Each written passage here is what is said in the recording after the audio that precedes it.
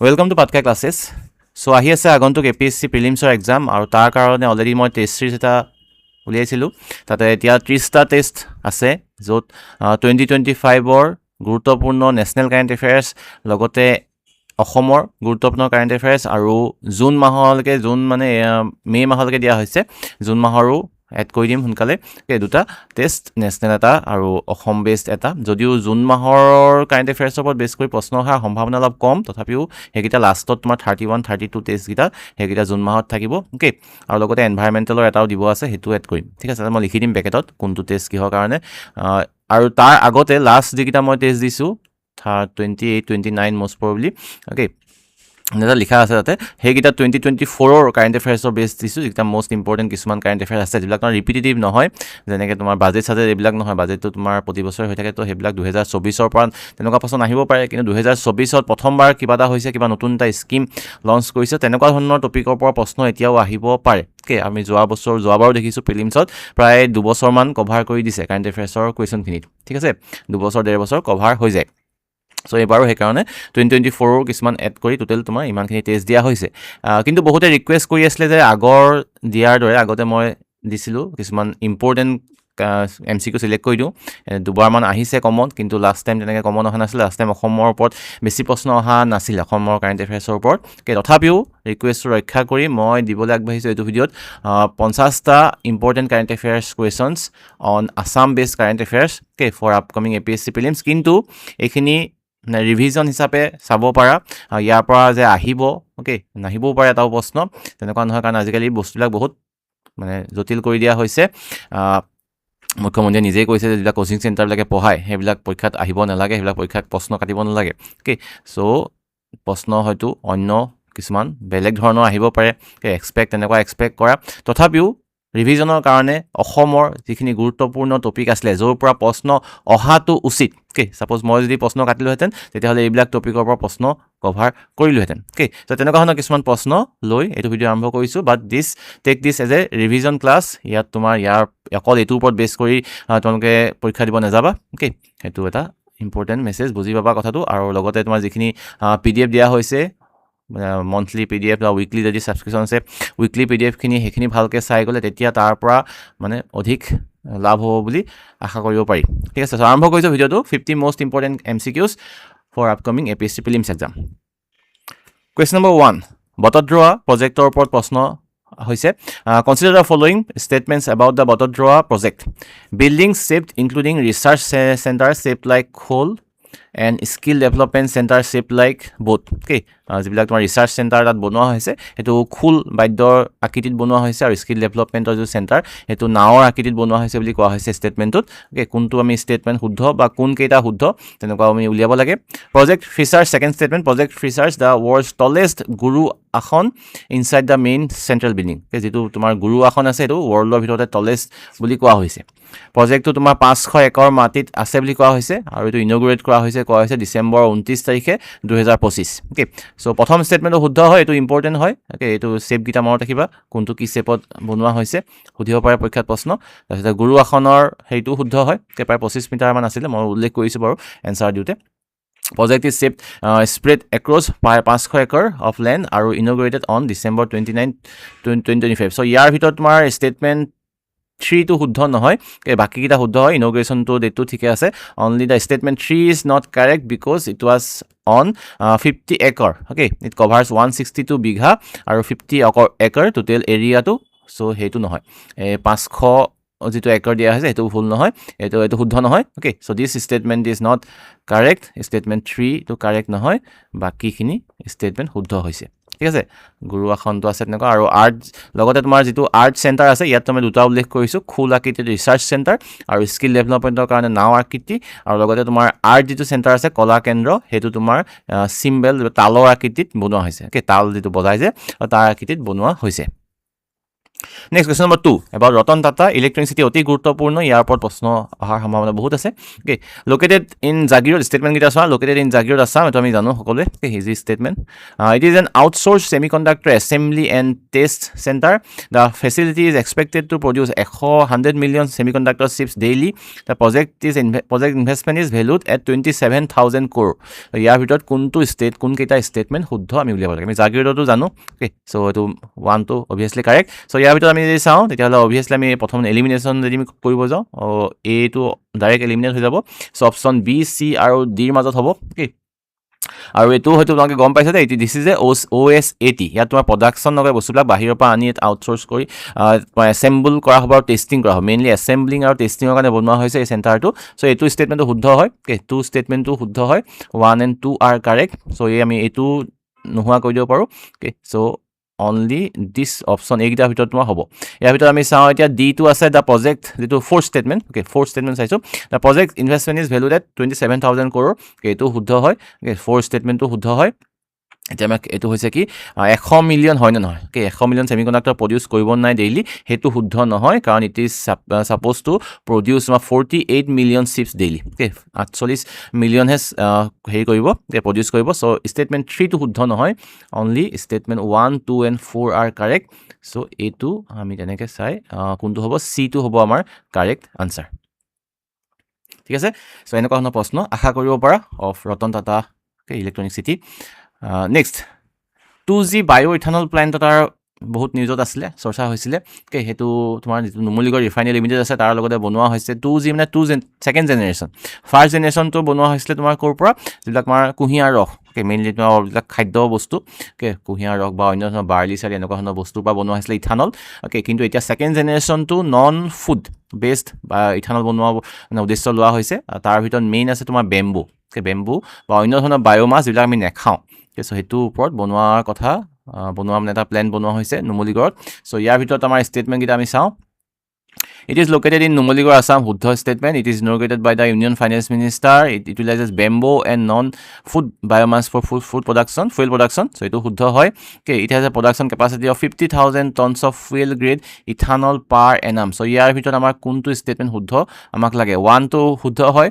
3 to Huddha hoy. Okay, 1, 3 and Huddha. So C to hobo noare. Okay, C to hobo noare. Baki tinta bhitor amar Huddha statement hoise statement number B. Okay, here bhitor tumar baki khini gutei khini Huddha ase, but এইটো second statement দিয়া হৈছে যে union finance minister এইটো ইনগ্ৰেট কৰিছে বুলি এইটো ইনগ্ৰেট কৰিছিলে প্ৰধানমন্ত্ৰীয়ে প্ৰধানমন্ত্ৰীয়ে এইটো ইনগ্ৰেট কৰিছিলে প্ৰধানমন্ত্ৰী অসম ভিজিট আহোঁতে চ' বাকী এইটো শুদ্ধ হয় যে 50,000 tonnes of fuel grade ethanol produce কৰা টাৰ্গেট লোৱা হৈছে চ' 1, 3 and 4 আৰ কাৰেক্ট 2 টো শুদ্ধ নহয়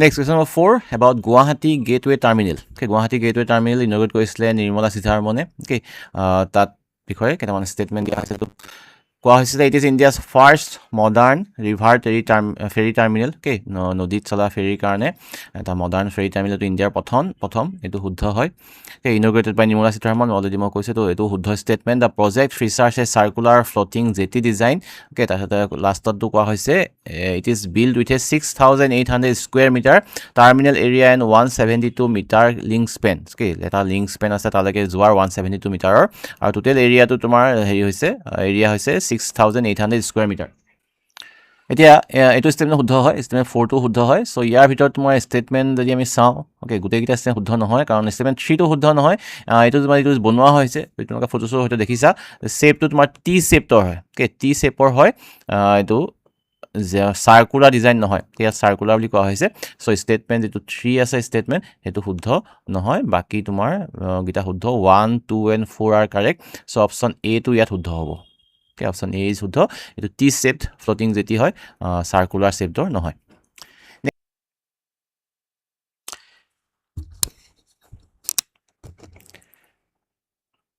next question number 5 consider the following statements about Assam sat so' Asom চৰকাৰে ঘোষণা কৰিছিলে বাজেটত যে অসমৰ পৰা এটা ছেটেলাইট পঠোৱা হ'ব আৰু ছেটেলাইটটোৱে অবজাৰ্ভ কৰিব অসমৰ যিবিলাক মানে তোমাৰ এনক্ৰ'চমেণ্টে হওক বা অন্য ধৰণৰ মানে তাত বানপানীৰ কাৰণেই হওক চ' সেই গোটেইখিনি ওপৰৰ পৰা নিৰীক্ষণ কৰিব আৰু সেইটোৰ ৰিগাৰ্ডিং কেইটামান ষ্টেটমেণ্ট ইয়াত দিয়া হৈছে it is a satellite initiative in collaboration of ISRO' with InSpace নামৰ এটা কোম্পানীৰ লগত ইছৰ'য়ে কলাবৰেট কৰি সেই ছেটেলাইটটো বনাব নাম দিছে আছাম ছেট এই propose state level earth observation satellite ওপৰৰ পৰা আৰ্থ অবজাৰ্ভেশ্যন কৰিব প্ৰপ'জ ষ্টেটত আছে এতিয়া it is design to replace the existing terrestrial network completely এতিয়া যিটো টেৰিষ্ট্ৰিয়েল নেটৱৰ্ক আছে অসমৰ ওপৰত সেই গোটেইটো ৰিপ্লেচ কৰাৰ কথা উল্লেখ কৰিছে ইয়াতে আৰু কোৱা হৈছে যে it is a state government's push for digital governance so' এই চাৰিটা ষ্টেটমেণ্টৰ ভিতৰত প্ৰথমটো শুদ্ধ হয় ইনস্পেচ নামৰ এটা অৰ্গেনাইজেশ্যনৰ লগত ইছৰ'য়ে কলাবৰেট কৰিব আৰ্থ অবজাৰ্ভেশ্যন ছেটেলাইট হয় এইটো আৰু কমপ্লিটলি ৰিপ্লেচমেণ্টটো ভুল কমপ্লিটলি ৰিপ্লেচ নকৰে তাতে এইটো এড কৰিব জাষ্ট অবজাৰ্ভ কৰিব সেইটো ষ্টেটমেণ্ট শুদ্ধ নহয় আৰু লগতে ডিজিটেল গভৰ্ণেন্সৰ কাৰণে এটা পুছ হয় গভৰ্ণমেণ্টৰ সেইটোতো শুদ্ধ হয় so' 1, 2 and 4 are correct here. Option B will be correct. Okay, 3 number statement শুদ্ধ নহয়. Okay, it is for reliable data flow, not for total replacement. Next, very important topic about rare earth materials. Rare earth materials যিখিনি 17টা তোমাৰ element আছে periodic টেবুলৰ আৰু অতি গুৰুত্বপূৰ্ণ যিবিলাক তোমাৰ ইলেক্ট্ৰনিক ডিভাইচেছ আছে আমাৰ কম্পিউটাৰে হওক মোবাইলে হওক বা ইলেক্ট্ৰনিক ভেহিকলছৰ কাৰণে অতি গুৰুত্বপূৰ্ণ আৰু চাইনাই গোটেই মাৰ্কেটটো ডমিনেট কৰি আছে ইণ্ডিয়াতো আছে কিন্তু বেছিকৈ চাইনাত পোৱা যায় আৰু নতুন নতুন ঠাইত ওলাই আছে ইণ্ডিয়াৰ আৰু ৰিচেণ্টলি তোমাৰ অসমত পোৱা গৈছিলে জিঅ'গ্ৰাফিকেল ছাৰ্ভে অফ ইণ্ডিয়াই ছাৰ্ভে কৰি পাইছে যে অসমৰ কাৰ্বি আংলং লগতে অন্য যিবিলাক নৰ্থ ইষ্টৰ ষ্টেটছ আছে অৰুণাচল প্ৰদেশতে হওক সেইখিনিত আৰু গোৱালপাৰাতো প্ৰথমতে নিউজ আহিছিলে যে পাইছিলে বুলি কিন্তু পাছত গম পালে যে এইটো এক্সট্ৰেক্ট কৰিব পৰা বিধৰ নহয় কাৰণ বহুত মানে সিঁচৰিত হৈ আছে হয়তো মানে একে ঠাইতে থাকিলেহে কালেক্ট কৰিবলৈ সুবিধা হয় But regarding rare earth material এটা question দিয়া হৈছে consider the following statements geological survey not geographical geological survey of India identify কৰিছে Assam as the major hub for rare earth material neodymium has been found in Karbi Anglong district Jasora and Samsampi alkaline complexes are the key sites to find this neodymium তাৰপিছত rare earth material consists of 12 chemical elements in the periodic table এটা statement দিয়া হৈছে প্ৰথম ষ্টেটমেণ্টটো শুদ্ধ হয় অসম লগতে north ইষ্টৰ কেইবাখনো জেগা জিলা মানে নিৰ্ধাৰণ কৰা হৈছে যে ইয়াতে বহুত ভাল ৰেয়াৰ আৰ্থ মেটেৰিয়েলৰ চ'ৰ্চ আছে কাৰ্বি আংলং অসমৰ তাতে এইটো নিঅ'ডিমিয়াম যিটো ৰেয়াৰ আৰ্থ মেটেৰিয়েলৰ এটা হয় সেইটো সম্ভেদ পোৱা গৈছে যশোৰা এণ্ড চামচাম্পি সেইকেইটা তোমাৰ এলকেলাইন কমপ্লেক্সৰ কাৰ্বি আংলঙৰ তাতে বিশেষকৈ পোৱা যাব বুলি অনুমান কৰিব পৰা গৈছে লাষ্টৰ ষ্টেটমেণ্টটো চোৱা ইয়াত কৈছে 12টা কেমিকেল এলিমেণ্ট আছে 12টা নহয় টোটেল 17টা ৰেয়াৰ আৰ্থ মেটেৰিয়েল আছে 17 আছে চ' লাষ্টৰ ষ্টেটমেণ্টটো শুদ্ধ নহয় 1, 2 and 3 are correct so' statement A will be correct here কাৰণ ইয়াত 17টা আছে 15টা তোমাৰ হৈছে লেন্থেনাইট এলিমেণ্ট বুলি কোৱা হয় আৰু দুটা আছে তোমাৰ এটা স্কেণ্ডিয়াম আৰু এটা ইট্ৰিয়াম স্কেণ্ডিয়াম আৰু ইট্ৰিয়াম লগতে 15টা লেন্থেনাইট সেইকেইটা মিলি তোমাৰ 17টা ৰেয়াৰ আৰ্থ মেটেৰিয়েল হয়গৈ এটমিক নাম্বাৰকেইটা গুৰুত্বপূৰ্ণ 57 to 71 আছে লেন্থেনাইটকেইটা স্কেণ্ডিয়ামটো 21 আৰু ইট্ৰিয়ামটো 39 চ' এই গোটেইখিনি ফেক্ট গুৰুত্বপূৰ্ণ এইকেইটাও ষ্টেটমেণ্টত ইনক্লুড কৰি দিব পাৰে okay next question number 7 consider the following statements about new Guwahati airport terminal বহুত ধুনীয়াকৈ নতুনকৈ গুৱাহাটী টাৰ্মিনেল এটা বনোৱা হৈছে অৰ্কিড বেম্বু অৰ্কিড ডিজাইনত অ'কে চ' সেইটো ইনগ্ৰেট কৰিছিলে ৰিচেণ্টলি চ' তাৰ বিষয়ে কেইটামান ষ্টেটমেণ্ট দিয়া হৈছে first statement it is India's first nature themed airport with bamboo orchid design okay already কৈছোঁ মই so' this is correct statement 1 তাতে 57টা কলম আছে ডিজাইন কৰা হৈছে কপৌ ফুলৰ ডিজাইনত বনোৱা হৈছে গোটেই খুঁটাকেইটা চ' সেইটো শুদ্ধ হয় it uses 140 metric tonne of bamboo sourced from north east states so' north ইষ্টৰ বেলেগ বেলেগ ৰাজ্যৰ পৰা 140 মেট্ৰিক টন অফ বেম্বো ইয়াত ইউজ কৰা হৈছে সেইটো শুদ্ধ হয় লাষ্টটো কৈছে যে annual passenger capacity is 10 million এইটো শুদ্ধ ষ্টেটমেণ্ট নহয় দ্য এনুৱেল পেচেঞ্জাৰ কেপাচিটিটো তোমাৰ হৈছে 13 million okay 1.3 crore 13 million 10 million নহয় চ' এইটো ষ্টেটমেণ্ট শুদ্ধ নহয় so' 1, 2 and 3 are only correct 1, 2 and 3 are correct so option A will be correct here 4th statement is not correct আৰু প্ৰাইম মিনিষ্টাৰ মোদীয়ে এইটো ইনগ্ৰেট কৰিছিলে নতুন গুৱাহাটী টাৰ্মিনেলটো অন ডিচেম্বৰ 20, 2025 ডেটটো গুৰুত্বপূৰ্ণ সেইকাৰণে এটা উল্লেখ কৰি দিছোঁ next another very probable question for upcoming APSC prelims exam আৰু সেইটো হৈছে প্ৰয়াত জুবিন গাৰ্গৰ ওপৰত জুবিন গাৰ্গৰ বিষয়ে তথ্যখিনি অতি গুৰুত্বপূৰ্ণ হ'ব আগন্তুক পৰীক্ষাবিলাকৰ কাৰণে আৰু তাতে চাৰিটা ষ্টেটমেণ্ট ইয়াত দিয়া হৈছে question number 8 okay he recorded over 38,000 songs in his career এইটো আমি সকলোৱে জানো অ'কে কাৰেক্ট ষ্টেটমেণ্ট তাৰপিছত চিটো তাৰমানে নহয় অ'কে চিটো আমি এলিমিনেট কৰি দিব পাৰোঁ তাৰপিছতে ছেকেণ্ড ষ্টেটমেণ্ট কোৱা হৈছে in 1992 he release his first album Anamika which become an instant and massive hit 1992 প্ৰথম এলবাম ৰিলিজ হৈছিলে অনামিকা এইটো শুদ্ধ ষ্টেটমেণ্ট হয়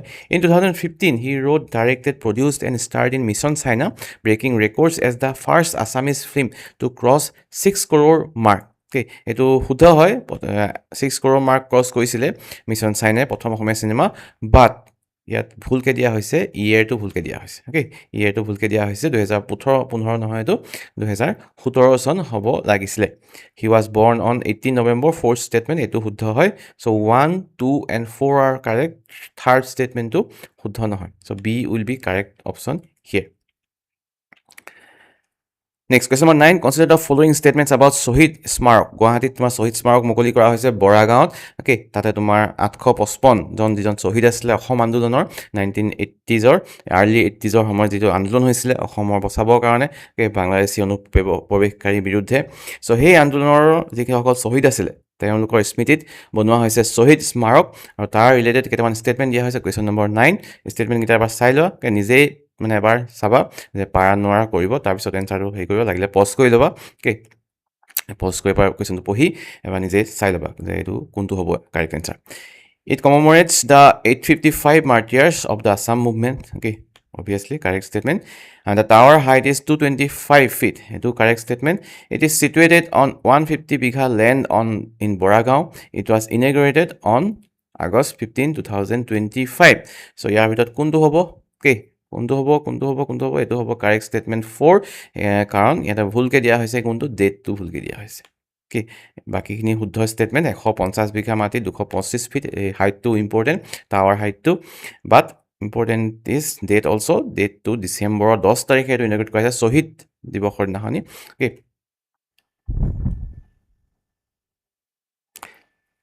ডেটটো ইয়াত ভুলকৈ দিয়া হৈছে ডিচেম্বৰ 10 তাৰিখে ইনগ্ৰেট কৰা হৈছিলে ডিচেম্বৰ 10 কাৰণ সেইদিনাখনি আমি উদযাপন কৰোঁ শ্বহীদ দিৱস সেইসকল শ্বহীদৰ স্মৃতিত আমি উদযাপন কৰোঁ শ্বহীদ দিৱস চ' 1, 2 and 3 are correct here only C option will be correct here Consider the following statements about বৃন্দাবনী বস্ত্ৰ বৃন্দাবনী বস্ত্ৰৰ বিষয়ে প্ৰশ্ন অহাৰ সম্ভাৱনা বহুত বেছি আছে কাৰণ বৃন্দাবনী বস্ত্ৰ এতিয়ালৈকে আছিলে ব্ৰিটিছ মিউজিয়ামত ব্ৰিটিছে লৈ গৈছিলে অসমৰ পৰা একচুৱেলি ছিকিমলৈ গৈছিলে ছিকিমৰ পৰা ব্ৰিটিছে লৈ গৈছিলে নিজৰ মিউজিয়ামত ৰাখিছিলেগৈ কিন্তু এতিয়া 2 বছৰৰ কাৰণে অসমক দিব আৰু অহা বছৰ সেইটো আহিব বৃন্দাবনী বস্তুটো অসমলৈ তাতে মিউজিয়াম বনোৱা হৈছে অসমত আৰু সেই কাৰণে আগন্তুক পৰীক্ষাবিলাকৰ কাৰণে গুৰুত্বপূৰ্ণ বৃন্দাবনী বস্ত্ৰৰ বিষয়ে 16 শতিকাতে বনোৱা এটা টেক্সটাইল আছিলে 16 শতিকাৰে বনোৱা এটা টেক্সটাইল আছে তাত তোমাৰ শ্ৰীকৃষ্ণৰ যিবিলাক লীলা খেলা বাল্যকালৰ সেইখিনি তাতে অংকন কৰা হৈছিলে আৰু সেইটো অংকন কোনে কৰিছিলে মথুৰা দাস বুঢ়া আটাই অংকন কৰিছিলে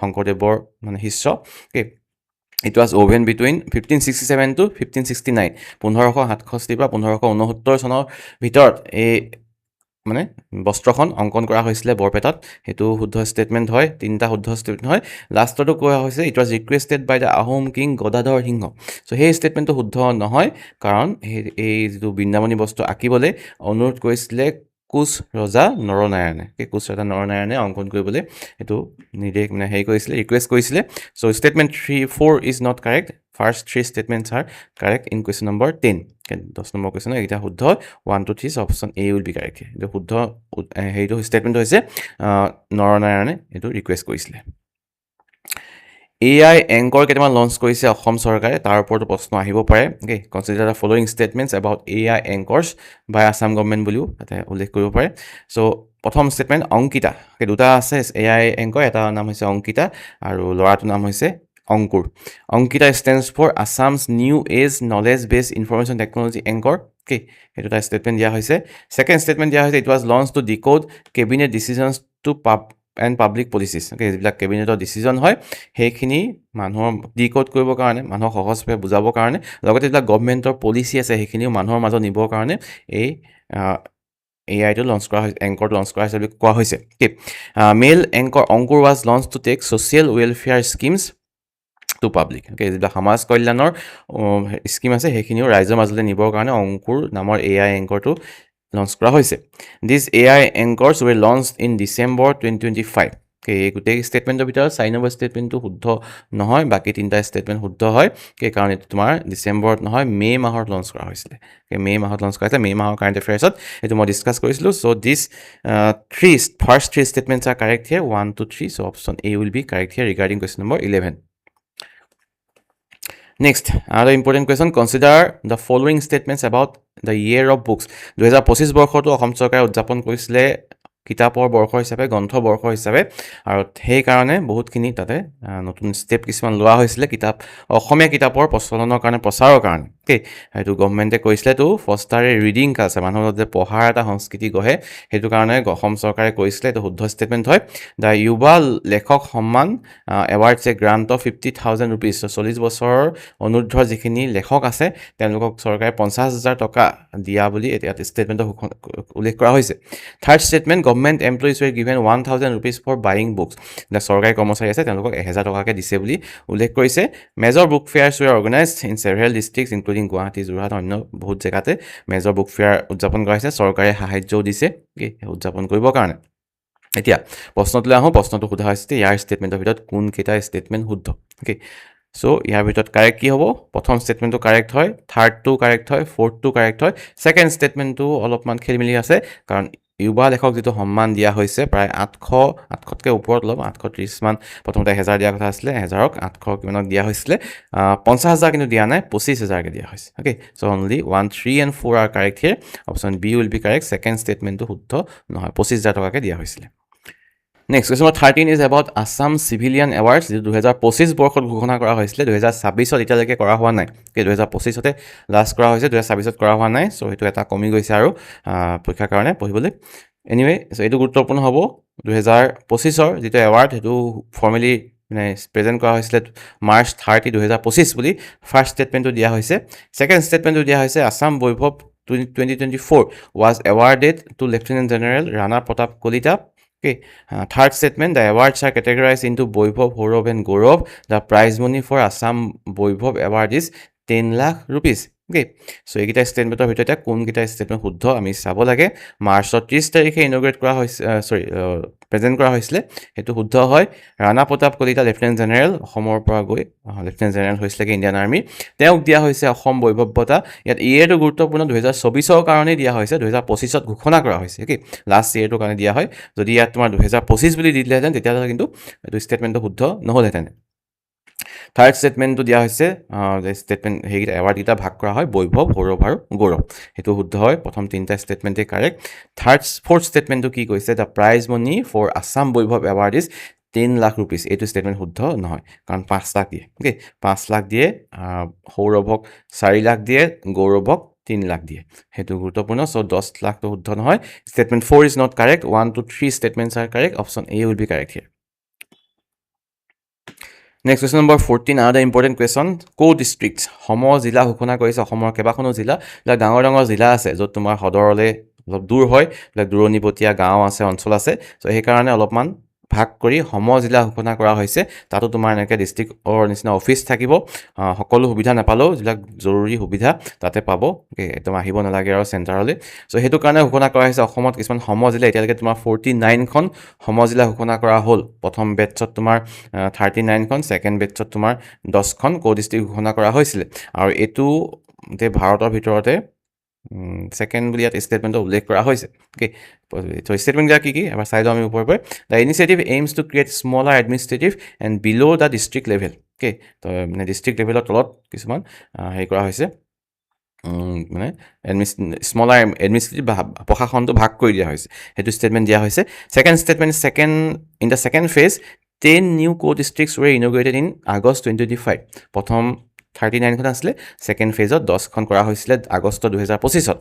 the total number of districts in Assam at present is 49। Are হ'ব লাগিছিলে, R 49। Assam is the second state after Haryana to implement this বুলি কোৱা হৈছে। চ' ইয়াৰ ভিতৰত তোমাৰ ষ্টেটমেণ্ট 4টো কাৰেক্ট নহয়।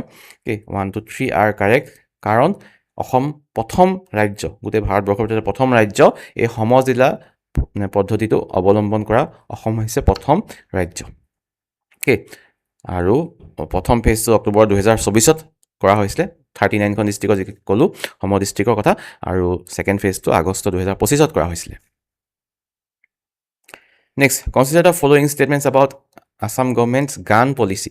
অসম চৰকাৰে ঘোষণা কৰিছিলে যে যিবিলাক তোমাৰ অলপ স্পৰ্শকাতৰ জেগা আছে, য'ত তোমাৰ অলপ অপৰাধ বেছি বা সন্দেহযুক্ত নাগৰিকৰ সংখ্যাটো বেছি, তেনেকুৱা জিলাসমূহত যিবিলাক স্থানীয় থলুৱা আমাৰ অসমৰ নাগৰিক আছে, তেওঁলোকে এপ্লাই কৰিলে বন্দুক পাব নিজৰ প্ৰতিৰক্ষাৰ কাৰণে। সেইটো লৈ বহুত বিতৰ্কও হৈছিলে যে পুলিচৰ কাম নাই নেকি, এনেকুৱা ধৰণৰ কথা উপস্থাপন হৈছিলে। কিন্তু এইটো তথাপি হেৰি হৈছে, ইমপ্লিমেণ্ট হৈছে আৰু গুৰুত্বপূৰ্ণ হ'ব পৰীক্ষাৰ কাৰণেও।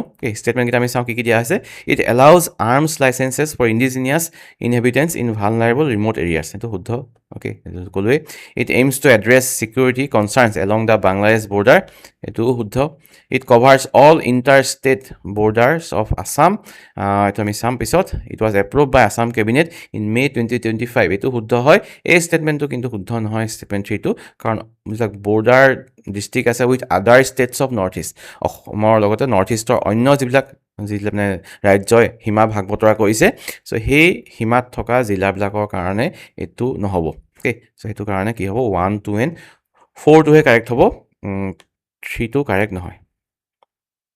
Okay, so' option C is incorrect, sorry, option C is correct, statement 3 is incorrect. Next, question number 16. Consider the following statements about the Wetland Project 2026. Okay, Wetland Project এটা অসম চৰকাৰে ৰিচেণ্টলি লঞ্চ কৰিছে আৰু তাত কেইটামান ষ্টেটমেণ্ট ইয়াত দিয়া হৈছে। আমি ষ্টেটমেণ্টকে চাই লওঁ প্ৰথমতে। It ইনভলভছ A budget of 692 crore. It aims to restore 15 scientifically selected wetlands. 15টা scientifically বিজ্ঞানসন্মতভাৱে চিলেক্ট কৰা বিল সংৰক্ষণ কৰাৰ কথা কোৱা হৈছে। দ্য গ'ল is two mitigate urban flooding in the Brahmaputra river basin. যিটো ব্ৰহ্মপুত্ৰ ৰিভাৰ বেচিন আছে, তাত আৰ্বান ফ্লাডিং হয়, চহৰবিলাকত যিবিলাক বানপানী হয়, সেই চহৰৰ পানীটো যাতে বিলবিলাকত গৈ জমা হয়গৈ, চ' সেইকাৰণে বিলবিলাক খান্দি তাতে পানী ভালকৈ জমা হোৱাৰ ব্যৱস্থা কৰা হৈছে। এইটো কৰা হ'ব বুলি এইটো উল্লেখ কৰা হৈছে under wetland project. It covers wetland across 9 districts. So' এই 4টা ষ্টেটমেণ্ট দিয়া হৈছে। ইয়াৰ ভিতৰত তোমাৰ প্ৰথম ষ্টেটমেণ্টটো শুদ্ধ হয়, 692 crores 15টা চিলেক্ট কৰা হৈছে আৰু এইটো অভিয়াছলি কাৰেক্টেই হয়। চ' 1, 2, 3 কাৰেক্ট, কিন্তু লাষ্টৰ যিটো ষ্টেটমেণ্টটো শুদ্ধ হয়। অ'কে, এইটো ষ্টেটমেণ্ট শুদ্ধ, তাৰমানে গোটেইকেইটা ষ্টেটমেণ্টে শুদ্ধ। All of the above will be correct. 9খন ডিষ্ট্ৰিক্টত এইটো কভাৰ কৰা হ'ব। অ'কে, 16 নম্বৰ কুৱেশ্যনৰ গোটেইকেইটা ষ্টেটমেণ্টে শুদ্ধ। Number 17, consider the following statements about the Nijut Moina scheme. Nijut Moina scheme Assam চৰকাৰে লঞ্চ কৰিছিলে, যাতে এইবিলাক ছাত্ৰী আছে, সেই ছাত্ৰীবিলাকে কি হয়, স্কুল বা কলেজৰ পৰা ড্ৰপ আউট কৰি ওলাই নাযায়, বাল্য বিবাহত নবহেগৈ গৈ। চ' সেই বাল্য বিবাহ ৰোধ কৰিবৰ কাৰণে এটা মেইন অবজেক্টিভ লৈ, উদ্দেশ্য লৈ অসম চৰকাৰে ঘোষণা কৰিছিলে নিযুত মইনা স্কীম, যিটো গুৰুত্বপূৰ্ণ হ'ব আগন্তুক পৰীক্ষাবিলাকৰ কাৰণে। চ' তাত ফাইনেন্সিয়েল এছিষ্টেঞ্চ দিয়া হ'ব গাৰ্লছ চাইল্ডক, স্কুল কলেজত পঢ়ি থকা, সেইটো শুদ্ধ হয়। The primary objective is to reduce child marriage in the state. এই এমাউণ্টকেইটাৰ পৰা চাই ল'বা, ঠিক আছে, এমাউণ্টকেইটাৰ পৰা চাই ল'বা। মইতো অসমৰ যিটো আছিলে 2025 ইয়েৰলি কাৰেণ্ট এফেয়াৰ, তাতে চাগে এইটো উল্লেখ কৰিছোঁ, বা আগৰ অন্য স্কিম ৰিলেটেড PDF যিটো দিছিলোঁ তাতো উল্লেখ কৰা হৈছে। ফাইনেন্সিয়েল এছিষ্টেঞ্চ কাক কিমান দিয়া হৈছে, স্কুলৰ বেলেগ, কলেজত বেলেগ, পষ্ট গ্ৰেজুৱেট হ'লে বেলেগ। Okay, so' primary objective is to reduce child marriage in the state, এইটো শুদ্ধ হয়। It initiatives continued education for girls, it incentivises the continued education for girls, তাৰমানে যাতে ছোৱালীয়ে কণ্টিনিউ কৰে পঢ়াটো, সেইটো গুৰুত্বপূৰ্ণ। It was launched in 2025। So' ইয়াৰ ভিতৰত তোমাৰ ষ্টেটমেণ্ট গোটেইকেইটাই শুদ্ধ হয়। Okay, all statements are correct here. So' option D will be correct here. Next question number 18, অসমৰ ক্ৰিকেট দল, পুৰুষৰ যিটো ক্ৰিকেট দল, সেইটো গৈছিলে নামিবিয়ালৈ 2025 বৰ্ষত, আৰু ৰিচেণ্টলি নামিবিয়াৰ যিটো মহিলা ক্ৰিকেট দল, সেইটো অসমলৈ আহিছিলে। চ' ইয়াত প্ৰশ্ন সোধা হৈছে পুৰুষ দলৰ যিটো ভিজিট আছিলে নামিবিয়ালৈ, তাৰ সম্পৰ্কে। Consider the following statements about Assam হ'ব লাগিছিলে, এইটো Assam's men's cricket with Namibia. So' it was a 5-day match, 1-day series. The series was held in Windhoek. Denis Das captain Assam team, Assam won the series 3-2। So' ইয়াৰ ভিতৰত গোটেইকেইটা ষ্টেটমেণ্ট শুদ্ধ নহয়, অনলি 3 ষ্টেটমেণ্টছ আৰ কাৰেক্ট। লাষ্টৰ ষ্টেটমেণ্টটো উল্টা হৈ আছে, অসম হাৰিছিলে। অ'কে, নামিবিয়াহে জিকিছিলে, নামিবিয়া 3-2ত জিকিছিলে। অ'কে, অসম হাৰিছিলে, বাট যেতিয়া মহিলা দলটো অসমলৈ আহিছিলে, এতিয়া মহিলা দলটো অসমৰ মহিলা দলে হৰুৱাইছিলে। অ'কে, সেইটো গুৰুত্বপূৰ্ণ। চ' এইটো ক্ষেত্ৰত অসম হাৰিছিলে। So' 1, 2 and 3 are correct here. Option A will be correct হিয়াৰ।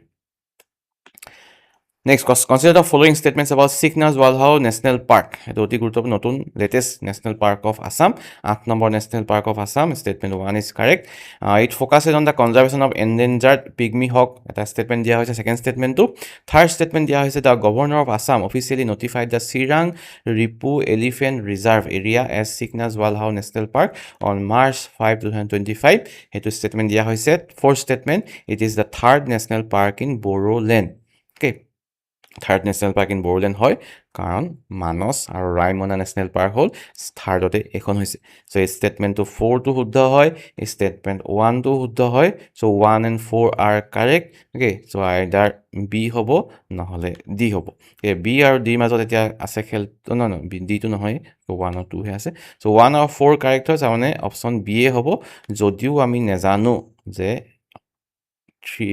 2টো শুদ্ধ হয় নে নহয় 3টো শুদ্ধ হয় নে নহয় চ' 1 and 4টো কাৰেক্ট কৰি এনেকুৱা কিছুমানো কুৱেশ্যন থাকে চ' দুটা অপশ্যন আমি গম পাই যাব পাৰোঁ যে এনচাৰটো বি এ হ'ব যদিও আমি ছেকেণ্ড থাৰ্ড ষ্টেটমেণ্টটো নাজানো কি হয় তথাপি মই কৈ দিছোঁ যে থাৰ্ড ষ্টেটমেণ্ট শুদ্ধ হয় অ'কে সেইটো শুদ্ধ হয় মাৰ্চ 5 তাৰিখে এইটো কৰা হৈছিলে এইটো শুদ্ধ নহয় এণ্টায়াৰলি পিগমি হংকটো তোমাৰ মানসত কৰা হয় কনজাৰ্ভেশ্যন ইয়াত তোমাৰ যিবিলাক সোণালী বান্দৰ আছে সেই সোণালী বান্দৰ বেছিকৈ পোৱা যায় সংৰক্ষণ কৰা হয় অ'কে তো ছেকেণ্ড ষ্টেটমেণ্টটো শুদ্ধ নহয় পিগমি হকটো ইয়াতে বিশেষকৈ সংৰক্ষণক মানে কৰিবলৈ তাত বিশেষকৈ পোৱা নাযায় তাতে সোণালী বান্দৰৰ কাৰণে বিখ্যাত অ'কে এই চিকনা জৱালহাও নেশ্যনেল পাৰ্কখন চ' ষ্টেটমেণ্ট 3টো কাৰেক্ট নাছিলে